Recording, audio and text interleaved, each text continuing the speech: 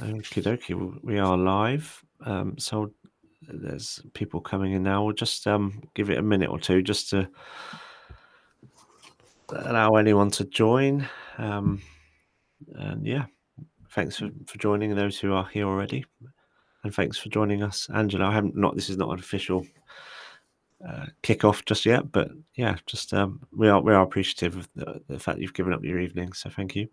You're welcome. I've got a cat buzzing around me. I'm gonna try and get rid of that. Go out, you. Right, where are we? About 1 minute past, is it? Yeah, let's get going.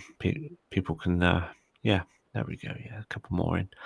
Right, good evening, everyone. Thanks for joining us. It's one of our Nexus fertility events. First one I've hosted for a while, so glad to be back.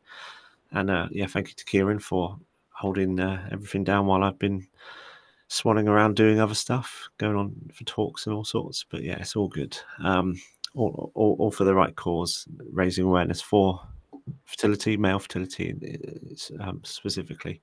So yeah, really important topic tonight, and a very emotive one, one that both Kieran and I have experienced firsthand, and it's all about surviving the festive period, trying to cope with Christmas whilst trying to conceive. It's obviously typically a season of joy, of bringing together family and friends and celebration, but for many who are really struggling to conceive, it can be a really trying time. It can feel like the exact opposite to joy. It can be a really stressful time where everything that you so dearly hope for and wish for is thrust in your face, whether it's TV adverts with these happy families or your own family and expectations to meet them and be social with work and stuff, and just all of the reminders that they can be so painful. And so what tonight's all about is trying to give guys and partners and everyone, really, we said this is open to all because it is such a tricky topic,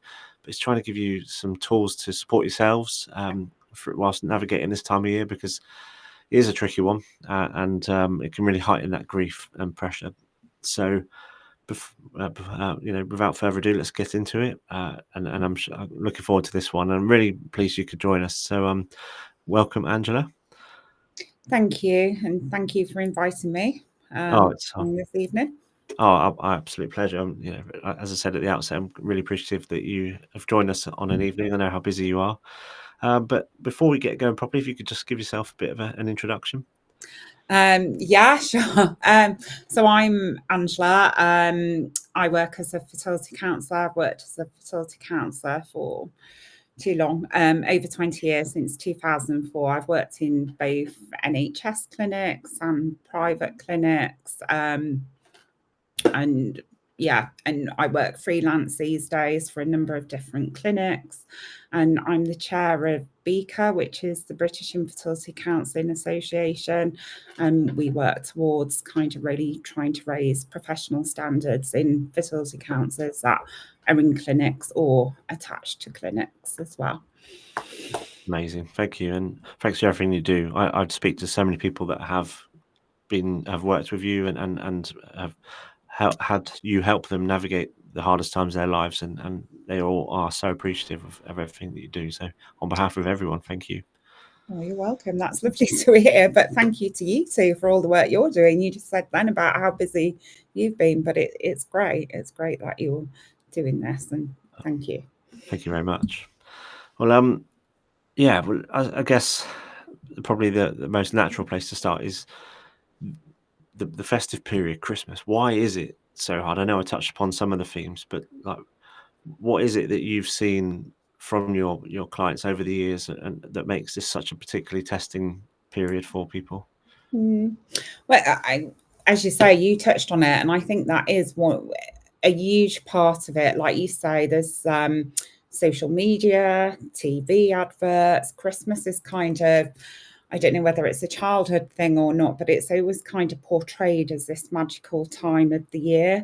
And it's also kind of portrayed as kind of perfect time of the year, all about families, all about perfect families, happy families. Um, these days we've got the TV adverts, which again is all happy families, social media. And I just think it's so pressured to kind of make Christmas this time of the year really magical. And when you're struggling with fertility, struggling to conceive, whether that's the first child or a second or third child, it doesn't feel like that magical time of the year. And I think there's a huge pressure in society for it to be that perfect time of the year, but it can feel anything but that, can't it? At this time. It's like you said, it's even if you're at home and you think you're in your safe space and you're not out doing something that you think, right, this might cause a trigger, but then the TV adverts can come on and it portrays that perfect family image. And not to stray off topic, but for example, the John Lewis advert this year, I haven't been able to bring myself to watch it because it's about a father and son, I believe, from what I've read about it. And my dad passed away last year in tragic circumstances, and I've just been avoiding it. And that's a very real and current example. But the equivalent happens with that kind of picture of the family life that is it's just everywhere. So it's yeah. Sorry, I was just going to say it is everywhere, and kind of that Christmas like time off work and spending time with families, because I think for me, firstly and foremost, there's kind of like the societal pressure of perfect families, happy families, Christmas being magical and everything being perfect, and it doesn't feel perfect. But then in addition to that, you've got spending time with families quite often. Other family members might have had a new baby. So there's then this kind of pressure on being around a family member with a new baby, or family members asking the question. Family, I'm focusing on family, but it could be friends as well when you're spending more time with people. There's kind of questions, oh, when are you going to start having a family? Or again, secondary infertility. Or Father Christmas might bring a little brother or sister. There's something like it just kind of feels a really pressured time, and I was thinking about this earlier today actually as well, just that kind of, because I think when you're battling with this, and particularly at Christmas, that kind of sense of magic and kind of, it can often feel like other people have what you want and you're kind of watching it. And I was thinking earlier today about that comparison that we can often do, kind of comparing ourselves to other people and what other people have. And I wondered about how much that sometimes starts in childhood, Christmas with presents, and so got this and so got that, and there's this comparison. But when it comes to kind of fertility, it's not comparable because everybody's on their own individual journey, so you can't measure that. Sorry, I went off on one there. No, that's I'd actually like to stay on that a little bit. It was such an interesting topic. So there's a saying, isn't there? Comparison is the thief of joy, and it really can be at all times. And like we said, it can be heightened at this time of year.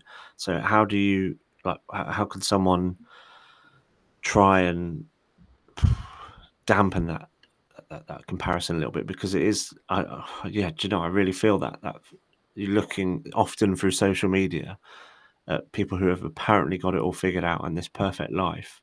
And as we know, people only show their highlights. They don't show their behind the scenes. Yeah. They don't show the carnage of perhaps, whatever else is going on. It's just that one snapshot that they're all smiling for, they're all looking at the camera or whatever. So how do people kind of deal with that? I think for me, a huge part of it is kind of remembering that your life, your journey, your where you are now is not comparable to anybody else. This is so individual, and you can't measure it. And I think if people can try and remember what you've just said there, really, that what we see on social media and TV is a snapshot, and not necessarily, that's not like that 24/7. It's not all perfect for everybody all the time. But even then, I'm still coming back to it's what's going on for you and what's important for you rather than what somebody else is portraying. Does that make sense? Yeah, absolutely. I think I'll just cut Kieran off there. No, it's all right. There's a lot of things that I can pick up about this, because Christmas for me at certain times was particularly difficult. I was thinking about it in preparation for this webinar, and I remember a distinct period of time where Christmas brought me nothing, brought me no joy. It was empty, and a lot of that was to do with the increased the social aspect of having to, for another year, justify why we hadn't followed the perfect route, and people would ask questions. A lot of questions came up about Christmas. When are you going to have children? When are you going to have children? Because it's so family orientated. But what affected me more was the fact that it was another year, because it brings to the end of the year, doesn't it? Like Christmas and then New Year, and it was we're in our 4th year now, and it was almost because we also had fertility journey started originally in January, so it was a clear point for me. And it was just tough. January's a dark month, and then there's February, and you get over the emotions linked to Christmas, and it felt like, well, you're only just getting into the murky water, if you want to put it like that. You had to wait until the sun came back out to start feeling better. Yeah. I was just wondering if, in terms of people that you've spoken to, what is the ratio between men and women? Do women talk openly more about it, about feeling down around Christmas? Because I didn't speak about it. I kind of kept it to myself, because atypically I wanted to be strong for my wife. But I'm just wondering, Angela, do men open up about feeling like that around that time of year? Yeah, and I was thinking of this earlier today as well myself.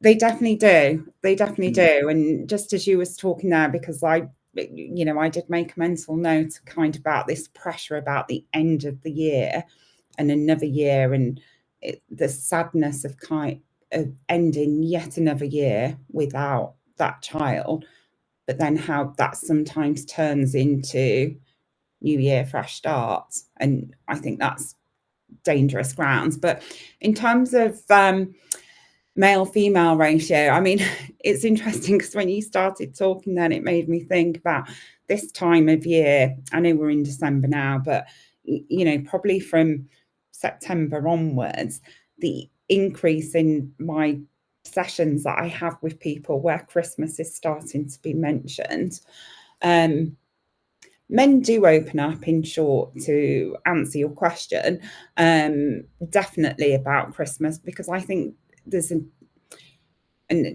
this isn't to kind of be gender stereotypical or anything, but I think there's a different kind of pressure as well for men. And actually, a female said yesterday, she said, oh, there's so much pressure at Christmas on the woman. And I kind of said, oh, what do you mean by that? And she kind of talked about the pressure of kind of having all the decorations up, getting all the presents and making it all magical in that sense. But there's also a pressure, I think, or quite often what I hear about in the counselling session, of the guy kind of taking responsibility to kind of make that magical for the partner as well, because it is another year and sadness and loneliness. Yeah, I can completely sympathise with that. I get that completely. We found there was one year, 2014, we didn't put a Christmas tree up or anything. And the main reason was the year before we had a miscarriage on Boxing Day. And it was just, we just couldn't face it. It was the fact, it was the memories that we didn't want to have to face. And I think for us, that was the right thing to do them. And it's something I think we should say, that people should act in a way that they need. They shouldn't feel like they have to do what other people want to do, even if it is around a special time like Christmas. You know, those that really care will acknowledge it and support you. Yeah. I was lucky that my family were really good at the time, and so were Jen's. Yeah, but it's a tough time of year, and yeah, that end of year was a real kind of pinpoint for me. Yeah. What strategies do you talk to people about? Like if someone is, say, they're in their second year of treatment, they're starting to work towards Christmas, they're starting to feel it, pressures about socialising, and another year down and no success. What do you talk to your clients about? Well, whatever they're talking about, really. But you just said it then. I think hopefully kind of that working toward, depending on what the pressure is they're feeling and where that pressure is coming from. So, I really like to try and explore what that pressure is for them, whether that's, and that can vary. But I think ultimately that my kind of strategy is that you don't have to perform. So like that's in essence what you were just kind of talking about. You don't have to perform for society, your family, traditions. I think I try and encourage people to start their own new traditions as well. And it depends what they bring, because the other thing we haven't yet touched on, but I hear a lot around this time of year, which, if you like, is perhaps more practical kind of things like drinking and diet, because people talk about all the chocolates or all the food that's going to be out, or Christmas parties, and been doing so well for treatment and don't want to drink or can't drink, and sometimes that can be an issue within the relationship as well. So sometimes our sessions are very much focused around kind of diet, lifestyle, drinking, the pressure of drinking, the pressure of not drinking, doing all this good work, taking all your vitamins for fertility treatment, and then what do you do at Christmas? So it can be a variety of things, but I think that for me, that kind of permission to be you and not feel like you have to perform and be a certain way. And whether strategies, I talked earlier about family members asking when you're going to start a family, or sometimes it can be really useful to kind of have a few kind of responses prepared depending on who it is you're going to be with, or just spending, it doesn't have to be long, but just spending 5-10 minutes thinking about, what do I need from whatever event it is, whether it's a family gathering or a works Christmas dinner or whatever it might be. What do I need, and what's going to be my escape if I need an escape? It's okay to have an exit strategy. It's okay to have some set-up responses that you might need. And sometimes those responses might be involuntary. And it was actually Christmas one year. I can't remember which year it was, but that's the thing, that it just goes on. And like Kieran said, we had many Christmases where it wasn't. And I remember we were around the table in a pub, big table, having a Christmas dinner with my side of the family. And we got that question again, when are you two going to...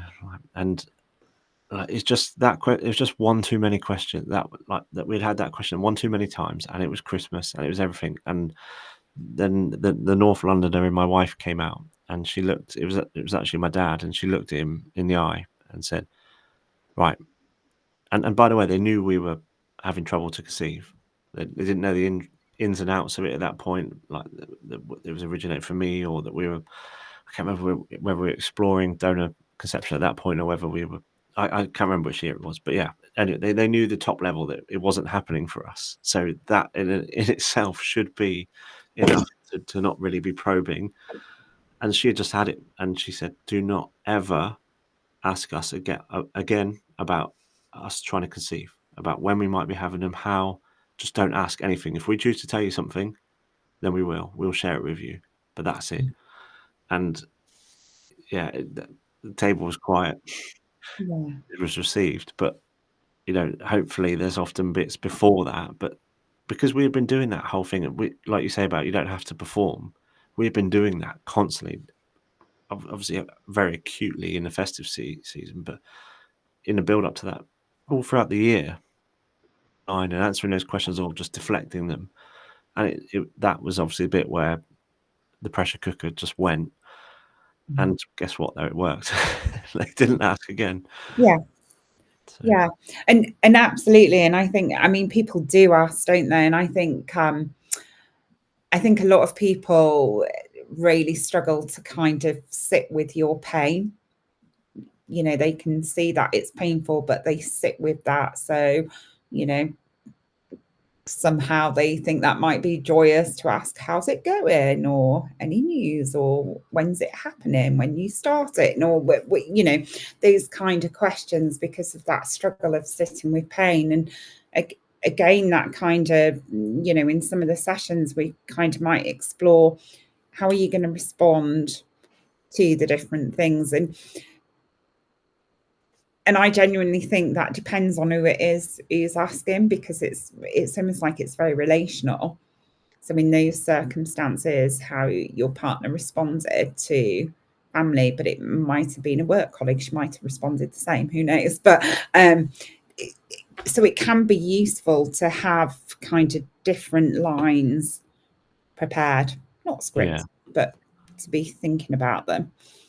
That's the thing. If you like pre-planned a little bit, and you can't always anticipate every scenario, but to have some planning, I think, is a really good strategy. So, how about when it comes to specific events, like you mentioned, kind of there is a lot of pressure often to drink at this time of year. I remember one Christmas, I wasn't drinking at a Christmas party, which led to an interesting conversation with one of my colleagues.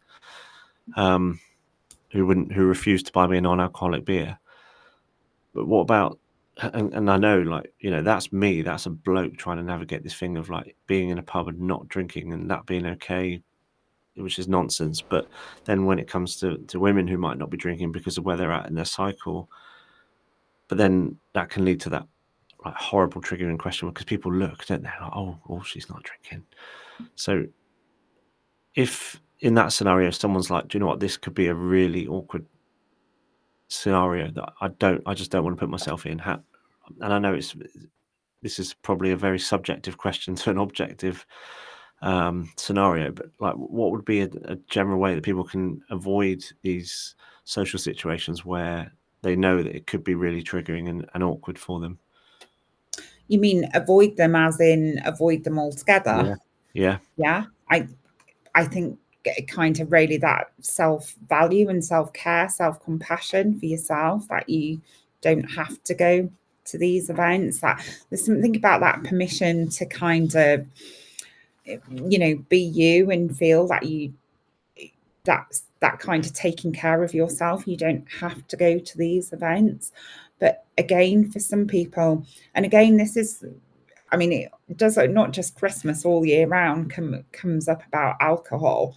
And I often have clients saying to me, I bet you think I'm an alcoholic, because the session is so much focused on alcohol, which not at all. But for me, what that really highlights is how much of a societal pressure there is around alcohol. And you just said then your colleague refused to buy you a non-alcoholic drink, which kind of, to me, that, I recognize that does happen. I have heard that, but it just kind of sounds crazy that you can't choose your own drink. But I think there is, it's twofold, isn't it? Because one is that it is okay not to go to these events. And I think sometimes people feel guilty not going, or people think people will be talking about them or wondering about them. Sometimes it can be useful to kind of think of the bigger picture as well. What's the worst thing that would happen if you don't go to this event? Who's going to remember this in 2035, like you didn't go to that Christmas event. Yes. Oh, that's a great point. It is, because people make it about themselves, even if you're saying you can't go.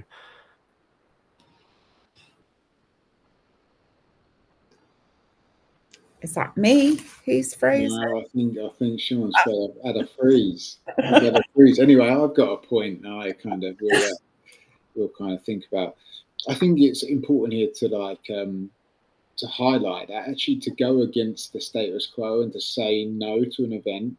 Like, it may feel uncomfortable. Like, you're not there. It will do, but the more you do it, the more familiar and comfortable you'll get with it, and confident to say, oh, no, I'm not doing that. And that was one of the most powerful things we started doing, was saying no, or giving a justification of why something couldn't happen. Yeah. And it really felt like we could control things. And that's the big thing, isn't it? I think with all fertility treatments, sometimes you feel it's all out of your control.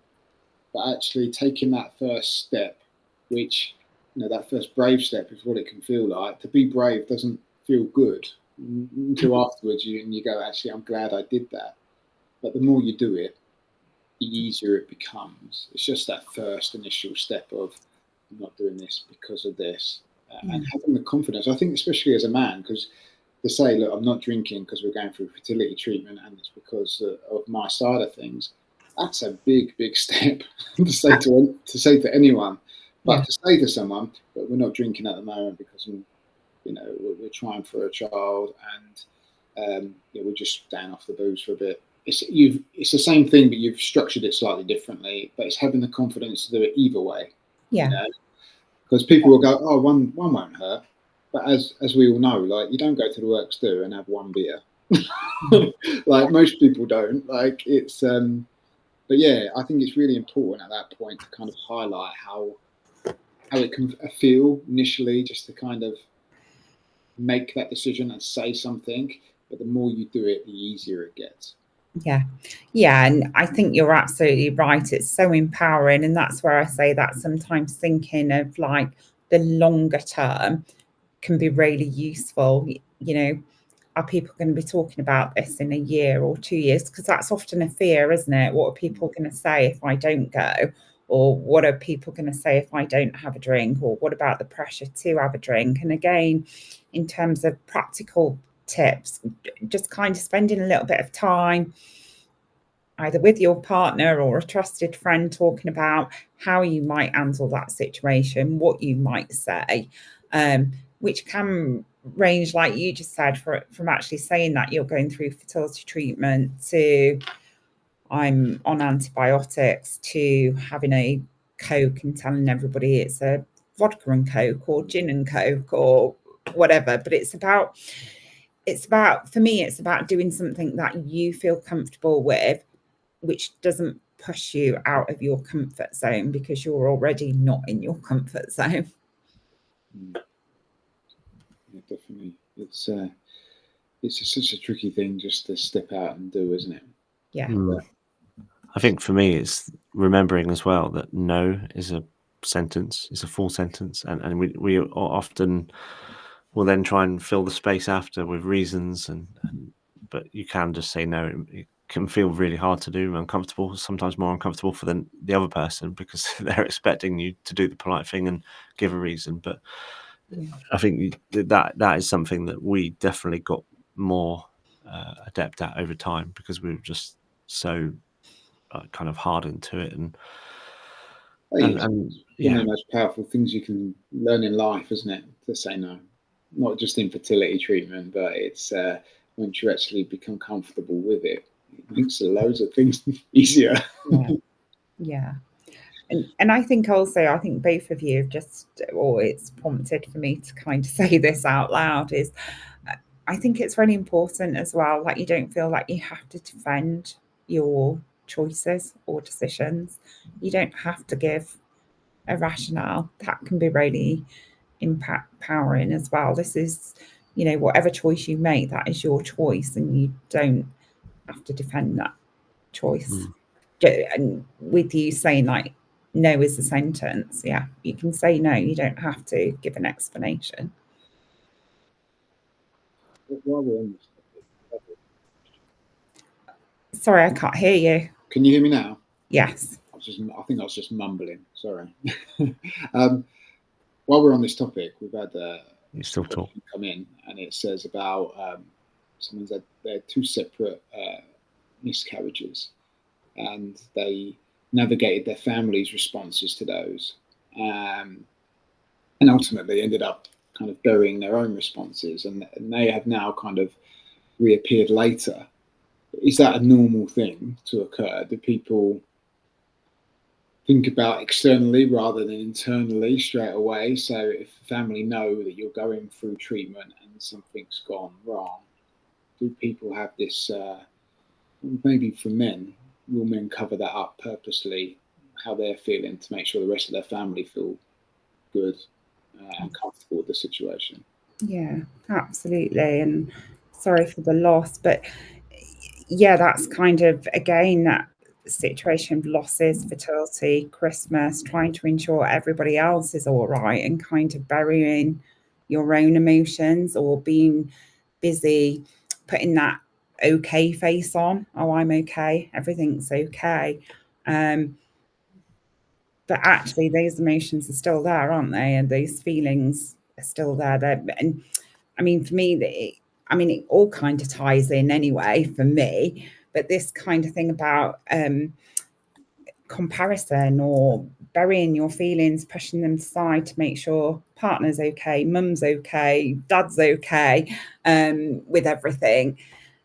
Those feelings are still there, and they're not going to go away. And I don't know if this is helpful to think about it, but I use this analogy that if you're walking across the room and you break a glass and it smashes on the floor, and you quickly put it under the rug, you can't see that glass, but every time you walk over it, it's there and you can feel it. And I use that analogy in that, yes, you can put your happy face on and make sure everybody else is okay, but those broken feelings are still there, and they're going to keep resurfacing. Yeah. So every time there's another loss or another trigger, that will resurface. Yeah, I can understand that. I think, relating to this question that's come in, it's only in recent years that I've really picked up or started to deal with maybe the emotions linked to the miscarriage at Christmas and things like that. I really did bury it because I just felt I needed to at the time. But maybe I should have dealt with it at the time, because we're heading towards Christmas now, and I think I'm more conscious of it than I've ever been.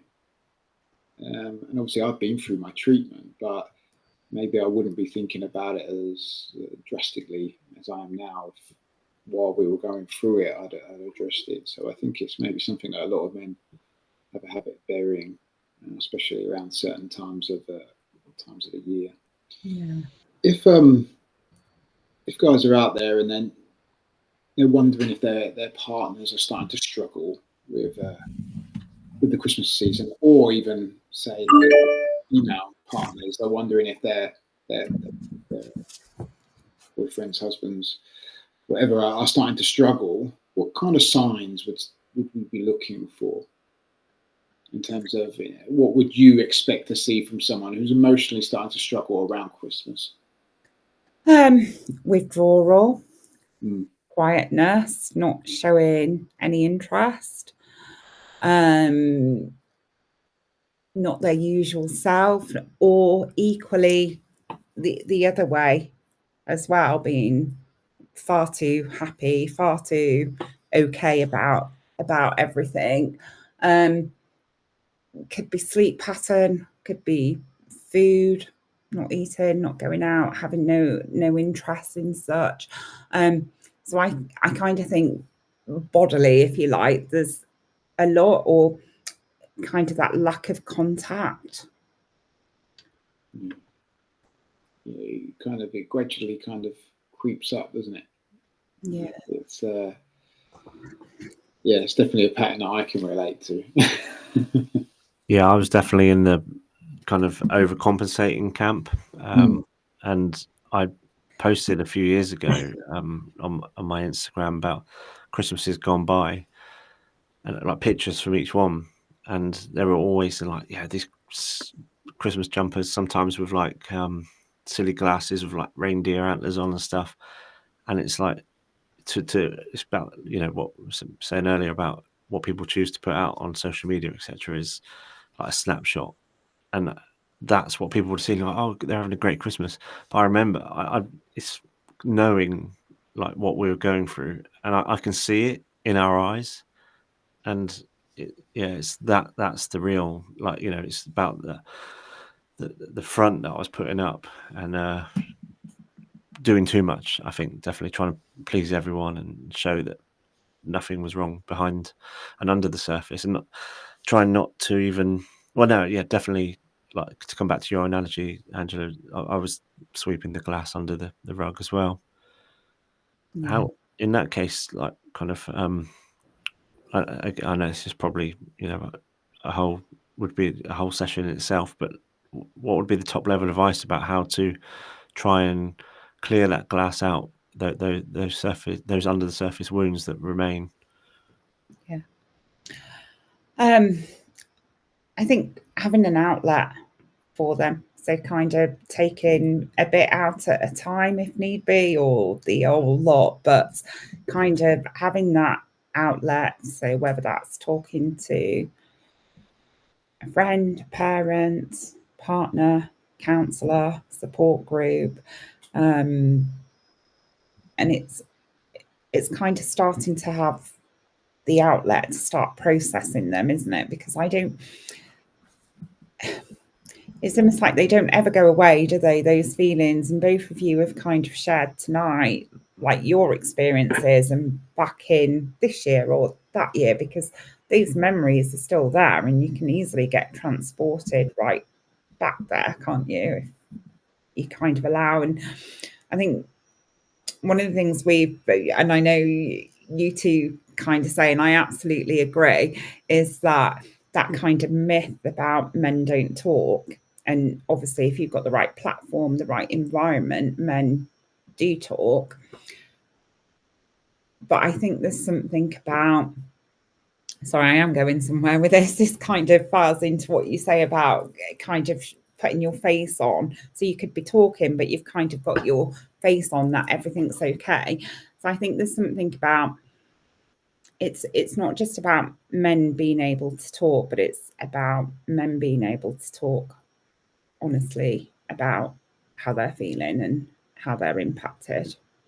And then kind of tying in with the glass. And it's not necessarily about talking for some men, and I think often this is associated with women, but for some men it could be journaling, or it could be writing, recording on their phone, playing drums. It's still that outlet to get some of these emotions and feelings out. So over my years, I've worked with many males. Some will write lyrics or record on their phone voice notes, or write a journal, or speak. It's kind of finding something that works for you and feels comfortable for you. Yeah, journaling was huge for me, and I'm such a big advocate for it, and I recommend it to anyone just to try it. And what I always say as well, it's not about pouring your heart out, getting a diary, like dear diary, writing pages, whatever works. I used to do like a 5-minute one in the morning, a 5-minute one in the evening, just because you don't make sense of things in your head. It's impossible. They just swirl, and all these intrusive thoughts, they're like a snowball, and they don't, you can't rationalize them. It's when you're either, like you said, talking to someone, talking to yourself, try that even. But once you're getting it out of your head and out into the world, and you're either hearing it being spoken or you're reading it back after you've written it down, that's where you can start to make sense of things, and often realize that actually a lot of those thoughts are completely nonsensical, and start going from there. And yeah, I will never not recommend journaling to anyone. Just try, like you said, try see what sticks. Other people have things that work for them, and it's just anything that gets you out of your own head is a good thing to do. Yeah. And I say the same actually, Sean, when I talk about journaling, I do say, you know, it's not about dear diary, dear Adrian Mole, today I did this. And it is about just, you know, you. And if you're really struggling with that piece of paper in front of you, draw yourself as a stick person and kind of what I call a spider diagram, see what comes from that, what the feelings that are there. See, I journaling wasn't for me when I was going through it. I journal now, but I only journal when I don't. It's not like a daily thing. It's only when I feel like I've got something to say. I've got a book that I bring out and I write it down. And I might not touch it for months at a time, but when my bottle's full, it works for me now. What really worked for me was just talking. And I used to, me and Jen lived down south. We lived in Brighton when we first started our treatment and my diagnosis and stuff. And we used to travel up here to Leeds. Of course, it's a really long journey. And I used to really look forward to it because I knew that we would talk and I knew I'd get out up here and I'd feel better, you know, and that was my thing, talking. But I couldn't talk in the house. I had to be in the car. I had to be driving and I had to be like multitasking. So I was getting rid of all the energy, all the anxiousness I had. And it worked for me. Really brilliant. Brilliant. And I call that the kind of almost like the shoulder to shoulder therapy. Yeah. I don't know if you've heard that kind of before, you know, the car journeys or the going for a walk. So you're not in the house, right? We're sitting down together and we're having this difficult conversation with difficult emotions. But don't get me wrong, for some people, that's what is easier for them or they prefer. But that kind of car journey where there's a different focus as well in your shoulder to shoulder. So valuable. It was a big thing for me to not be in the house. That really helped me because what I did when I was churning up all these emotions, I didn't want them to have to sit where I was, you know, and I don't know the science behind it or the psychology behind it, but in a car, moving, being active, driving, thinking about other things, multitasking, it was like a superpower for me. And it helped. And that's when I started to open up more. There's something metaphorical about it, isn't there? You're traveling in the same direction, and you're moving forward, you're progressing. And Jenna and I stumbled across that, pun intended, during lockdown, going for our allotted walks. That's when I really started opening up, and we'd never tried it before. We'd never like just talking and walking, and it was really, really useful. So Angela, you mentioned earlier someone. A female that said to you about the pressure of the festive season, like it feels like it is particularly acute for women. So in that scenario, and just generally throughout the season, for any men that are watching this, how can they support their female partners through this time? Yeah. And I think with just what you two have been saying, really, about how you found ways of kind of talking to your partners as well, because I think it's important to kind of recognise that sometimes we have different coping strategies from our partner, and that doesn't mean one is right and one is wrong. It just means we have different coping strategies. And what I think is important is if both of you do spend that time to kind of talk to one another about what your coping strategy is, what the partner's coping strategy is, and kind of what you both need. And quite often I'll say in a session to a male or a female, I'll say, what do you need from your partner? Oh, and it's almost like that's kind of never really been thought about. What do you actually need from your partner? So kind of that talking about how do you support your partner, there's something about spending some time trying to understand what your partner needs, but equally what you need from your partner. And it could be, I need 5 minutes at the end of the day to kind of de-stress and rant, or rant about the Christmas lunch or whatever it might be.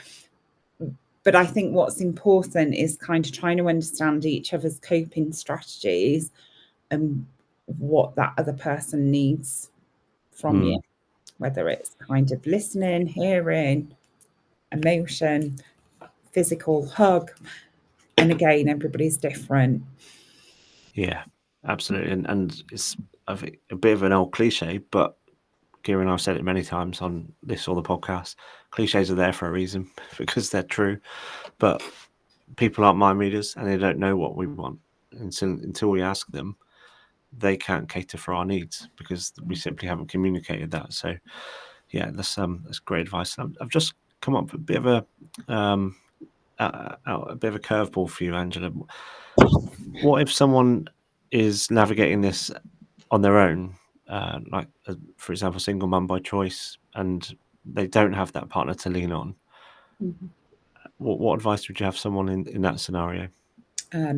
Yeah, I mean, anybody, as well as kind of partners when they are in relationships, but for anybody also kind of support groups, therapy, trusted friend, family member. You know, I think it is really important to try and identify somebody who is, or to identify what is your support network, what, if you really sit and think about it, what do you actually need for you, what's going to be useful? Is it somebody to listen to you?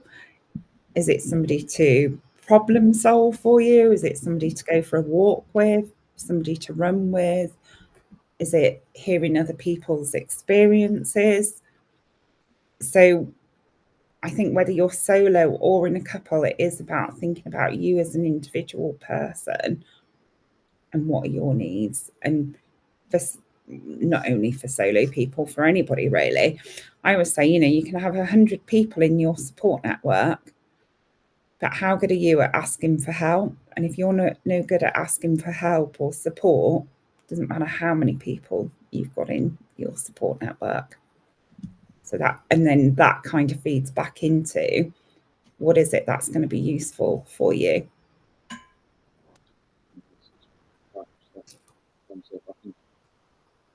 I can't remember the last time I sat down and asked myself, You're really quiet, Kieran. Yeah? You're really quiet. Am I really quiet? That's better. That's my dodgy mic. I was going to say, I said it's really powerful stuff. Even now, I'm sat there thinking, when I was going through it, did I ask myself what I needed at a particular time? Even though I had Jen supporting me, it's something that I think we should all take a moment to kind of really ask ourselves when we're going through something difficult, like fertility or Christmas. What do I need? And then that way you can have a conversation with your partner if the question does come up, or you know where to go if you're solo parenting and you need support. Externally, you're looking for it. It's I think it's a really key strategy that everyone should really do. Yeah. Now we've obviously talked about how tough it can be, but I still have nice memories of Christmas going through treatment, even though some were more difficult than others. What advice or conversations have you had with people about finding a bit of joy at Christmas when they're struggling? Have you got any strategies that could help someone or help a couple find that little bit of joy when it really feels like there's not much going on? Yeah. Yeah, definitely. I mean, again, tying into kind of all that magicalness and perfect families and kind of traditions and things. Oh, it's tradition to do this, tradition to do that. And they're often kind of family traditions. And you can start your own family tradition. What's going to bring you joy or not? And I was thinking, well, I'm fibbing. I was thinking back, but I cheated. I reread this afternoon an article I'd written about kind of surviving the Christmas period, which is on the HFEA website. But I reread that this afternoon, and I'd obviously written that in COVID time, and it did re-trigger for me as well, that a lot of people in COVID, not everybody, but a lot of people actually found COVID Christmas quite useful, that they didn't have to do all the family stuff and be around family. But kind of going back to your question again, it's about being kind to yourself, and what's going to be most valuable to you and your emotional well-being. Is that watching a film together? Is that reading a book? Is that going for a walk? Is that socializing with family? But it's about kind of finding what's okay for you, what's going to give you, if you take one thing away from tonight, it's almost like, what's the one thing that will make December, Christmas, 5% less stressful for you? If you kind of think about, what do you need? While you're busy thinking about what everybody else needs and wants and making it magical for everybody else, what is it that you need? And that it's okay to make new traditions, new family traditions. Yeah, I think that's fantastic advice, and it comes back to that point of giving yourself a bit of self-care, and like acknowledging how you are, what you need. I think you've said it perfectly there. We get so wrapped up with the external world, and actually the main character in our story is us. Even if it's when me and Jen were going through stuff, I'm still the main character in my story because I live my life, and it's important to recognize that at the right times and acknowledge what you need so you can have those conversations with the people that can support you. Yeah, definitely.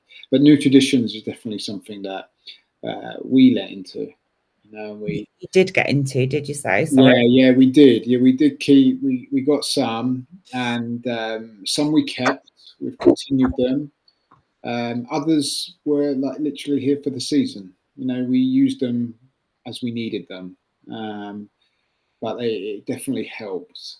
Just kind of knowing that, after 4 years of treatment, we had kind of built up a little bit of a routine of what happened around Christmas. So we knew that on New Year's Eve we would do this, or Christmas Eve we were going to do this, and it helped a lot. It helped a lot. And as I said, we didn't keep them all. We kept some, but not all of them. We needed at the time.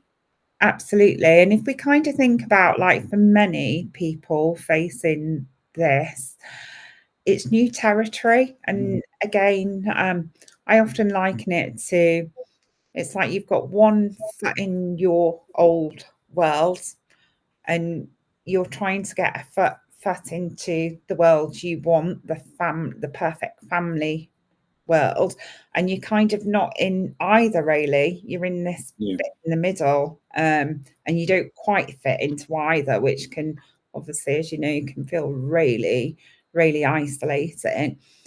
And again, it's almost like, so you're in this new territory, so new traditions for this new territory, and nobody can teach you those because you're not in that world anymore, and you're not yet in this world, but you're in this bit in the middle.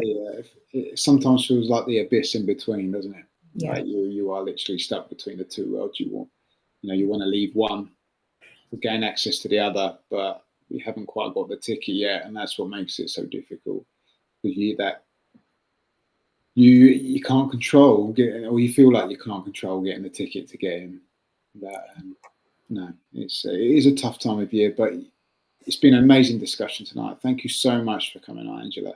We really appreciate it. It's I'm sure this will help the people that have been listening live, but also people will watch this back in the next few weeks, I'm sure, and get a lot of information come from it. No, you're welcome. And, you know, for anybody listening, I really encourage you to think about something that's going to give you some peace for you this Christmas. What do you need?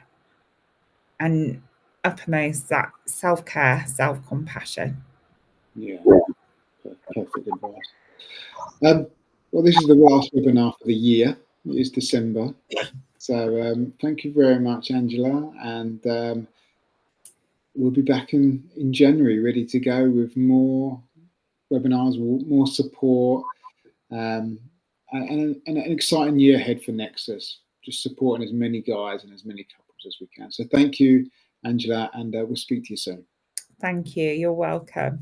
Thank you very much. All right. Bye.